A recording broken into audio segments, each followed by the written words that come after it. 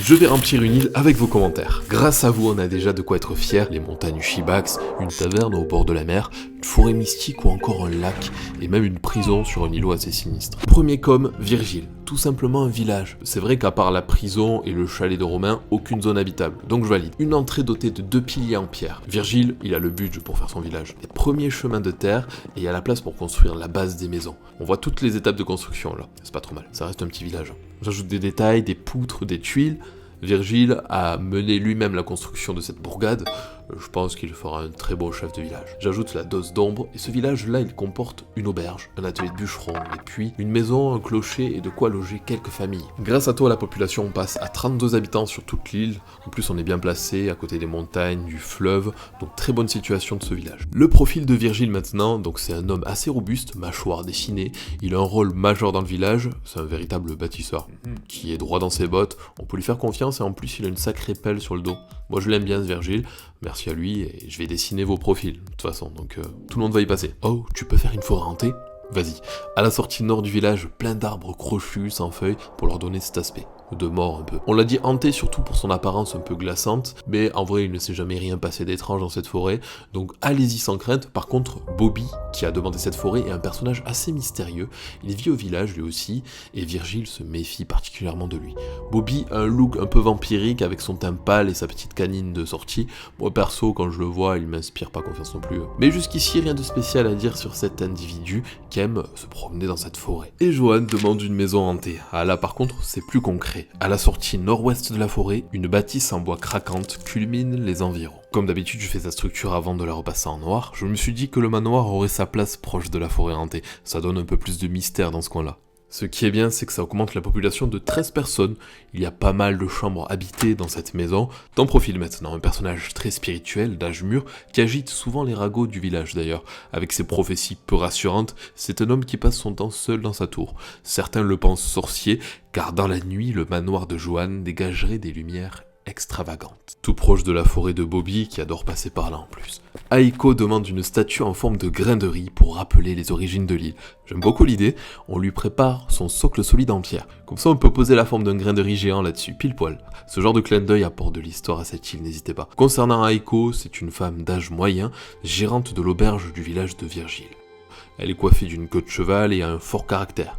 Elle a un rôle majeur dans le village et elle est reconnue pour avoir sculpté la statue au nord de la forêt. Certains prétendent que Virgile pourrait être son compagnon, mais c'est à eux de valider cette info. Maintenant, Katsumi propose l'imbécile.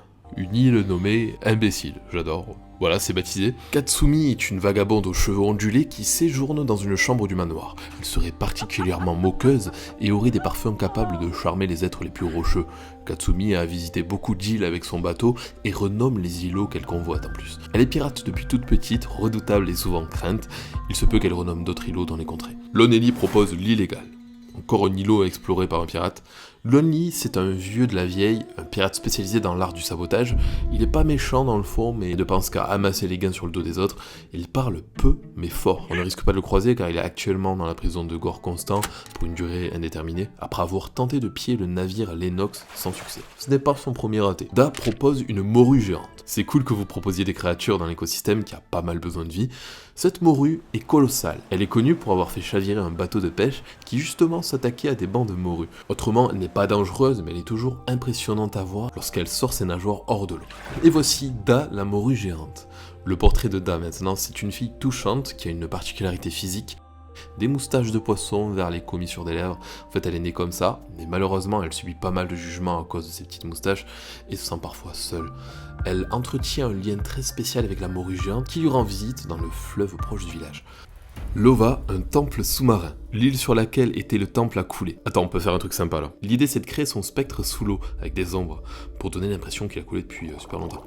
Le temple Lova. Lova, elle, est une mamie de 2 enfants vivant dans le village Virgile. Elle est très gâteau avec tout le monde et toujours en train de distribuer sa bonne humeur au village et bien sûr ses fameux plats en sauce qu'elle prépare avec son potager secret. Elle est indispensable à ce petit écosystème et se balade toujours dans le bosquet de Pinky au sud. On peut mettre un champ de blé à côté du chalet de Romain, c'est pour faire des chocs à pic. Radius, merci à toi, parce qu'on a besoin de denrées alimentaires et ton grand champ de blé va pouvoir alimenter tout le monde en farine pour faire du pain, des gâteaux, mais également ta spécialité des chocs à pic que tu as inventé inventé en mélangeant par hasard des pétales de blé, du cacao et du sucre de canne. Un ado téméraire qui a repris la ferme de son père, qui n'est plus en capacité de s'en occuper, il exploite ce champ et étend sa marchandise avec ses sœurs dans le continent. Radius est un garçon malin et déterminé à étendre ses chocs à pic aux îles voisines. Mélissa, tu peux faire un observatoire aussi s'il te plaît ? Voilà une tour d'observation. On va créer un bâtiment qui sera dédié à l'observation des astres, fait de pierre, de métal et de bois. Il permet aussi à l'île d'observer les continents voisins à l'ouest, donc double utilité. Mélissa, c'est une femme astrophysicienne qui cherche sans cesse à faire évoluer les connaissances du continent. Elle a bâti l'édifice avec son grand-père, sans cesse dans l'innovation et la création de nouveaux outils d'observation. C'est une figure populaire sur l'île. Elle vit dans son observatoire. Elle a un côté un peu ermite quand même. QI, il faut construire un office de tourisme pour tous les nouveaux arrivants sur l'île. Bien sûr, elle sera un peu sans dessus-dessous car elle n'a pas été visitée depuis des années. Un office de tourisme, c'est une très bonne idée si on peut faire de cette île un endroit cool, touristique. Sachant qu'il y a de magnifiques montagnes, une amanite géante et des lieux historiques comme le château Karma, l'île manque vraiment pas d'histoire. Donc, qui de l'office du tourisme, voici ton portrait, une forme de crâne étrange. Tu es le gérant de l'établissement qui reçoit peu de visiteurs pour l'instant, mais faut garder la foi. Pas l'air aimable, mais le cœur sur la main, faut juste creuser un petit peu, t'as vraiment une tête bizarre. Julia, coucou, j'adore, il nous faut un trésor sur l'un des îlots. C'est parti.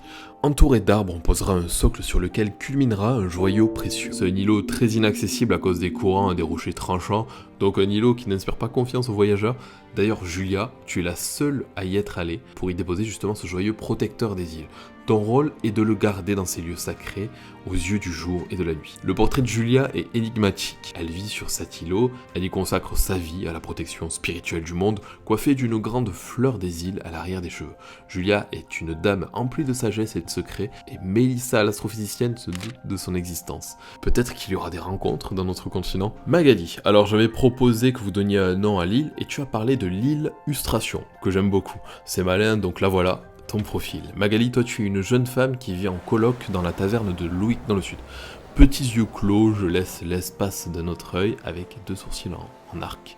Toutes les personnes qui t'ont croisé le diront, tu es d'une gentillesse exceptionnelle, ce qui fait d'ailleurs toute la réputation de la taverne, faut le dire.